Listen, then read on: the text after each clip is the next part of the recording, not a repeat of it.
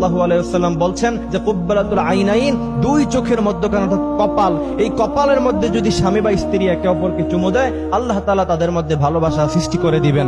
এই জন্য ইসলাম কত সুন্দর দেখেন, আমি অবাক হই আপনি আপনার স্ত্রীর সাথে কেমন ব্যবহার করবেন, স্ত্রীর কোন জায়গায় চুমু দিবেন সেটাও নবীজি সাল্লাল্লাহু আলাইহি ওয়াসাল্লাম বলেছেন। কুব্বালাতুল আইনাইন, কপালের মধ্যে চুমু দেয়, এটা খুব সম্ভ্রান্ত একটা জিনিস এবং এটা খুবই সুন্দর একটা জিনিস, কপালের মধ্যে চুমু খাওয়া। আল্লাহ রাসূল সাল্লাল্লাহু আলাইহি ওয়াসাল্লাম বলেছেন, যদি দ্বিতীয় নম্বরে তোমাদের স্ত্রীদের কপালে চুমু খেতে পারো, আল্লাহ পাক তোমাদের মধ্যে ভালোবাসা সৃষ্টি করে দিবেন। তৃতীয় নাম্বার হচ্ছে কুব্বালাতুল ইয়াদি, অর্থাৎ হাতের এই নিচের অংশ, এই নিচের অংশে যদি আপনি আপনার স্ত্রীকে চুমু দিতে পারেন, ইনশাআল্লাহ আল্লাহ পাক আপনার মধ্যে, আপনার স্ত্রীর মধ্যে ভালোবাসা সৃষ্টি করে দিবেন। কারণ আমি একটা আর্টিকেল পড়ছিলাম যে বিশেষজ্ঞরা বলছে এবং যারা বড় ডাক্তার তিনারা বলছেন যে হাতের এই শিরার মধ্যে 19টি শিরা আছে, এটার মধ্যে শ্রদ্ধা, ভালোবাসা, মহাব্বত অনেক কিছু বিষয় এখানে মিশ্রিত আছে। এই জন্য হাতের নিচের এই অংশে যদি আপনি চুমু দিতে পারেন, আল্লাহ রাসূল বলছেন কুব্বালাতুল ইয়াদি, হাতের নিচের অংশে তোমরা চুমু খাও, তাহলে তোমাদের মধ্যে আল্লাহ পাক ভালোবাসা সৃষ্টি করে দিবেন। এই জন্য আমরা দোয়া করি আল্লাহ রাসূল সাল্লাল্লাহু আলাইহি ওয়াসাল্লাম স্ত্রীদের সাথে যেমন ব্যবহার করতে বলেছেন আমরা যেন তা করতে পারি,